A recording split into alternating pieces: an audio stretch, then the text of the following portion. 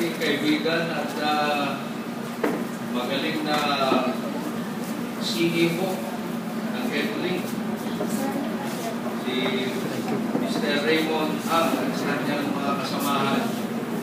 Mga minamahal na estudyante, magandang hapon po sa inyong lahat. At yun ay pinaparating din ng ating Pangulo, Dr. Emmanuel C. Guzman sa inyo, na mag-aral raw kayo ng mabuti. Kasi magandang pinigas, katapos hindi kayo mag-aaral, baka masira ito na hindi paggamit. Dapat masira ito sa paggamit. Programs, the Bachelor of Science in Business Administration, the Bachelor of Science in Information Technology, the Bachelor of Science in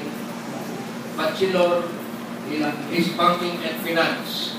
But the department whom Abed, the Vice President for Academic Affairs, who is in charge of this program in PUP,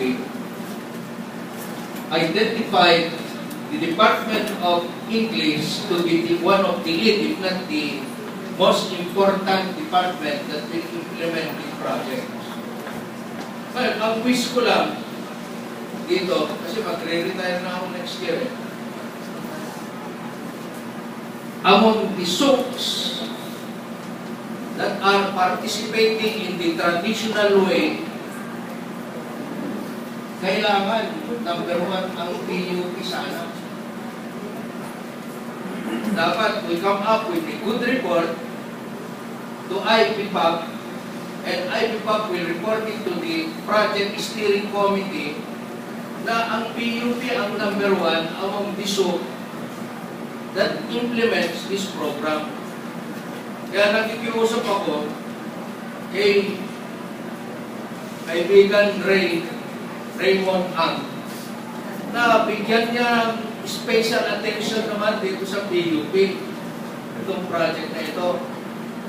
Para sa ganon, ay masama ang PUP sa global map tungkol sa BPO operation. Para sa ganon, makakuha naman ng konting credit ang ating university pagdating dito. Kasi ginagawa ng ating Pangulo lahat ito para kumanda ang training, development, and employment opportunities of our students and our graduates. Wala naman ibang iniisip ang administration ni Guzman kung hindi mapaganda ang training, development, at saka employment opportunities ng mga estudyante dito. Kaya, mag-aral kayo mabuti para sa inyo lahat ito. Huwag ninyong sirain. Masisira sa paggamit, hindi masisira sa hindi paggamit, o kaya sinasadyang sinisira. Mahalin ninyo yan para pakinabangan ninyo ng gusto. So, kaya siguro, si Mr. Ang, every time pumunta sa akin, oo ako ng oo, hindi ko sinasabi na I sit in the Technical Steering Committee of this project.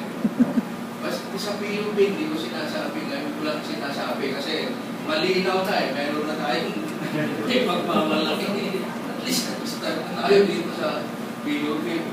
Natin ang ating administration, tulungan natin na maging matagumpay itong project na ito, itong project sa inyo. Ito, walang iba kundi kayo, mga minamahal namin estudyante.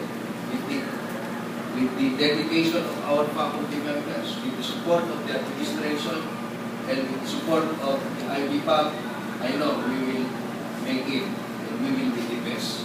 Thank you, and God bless you.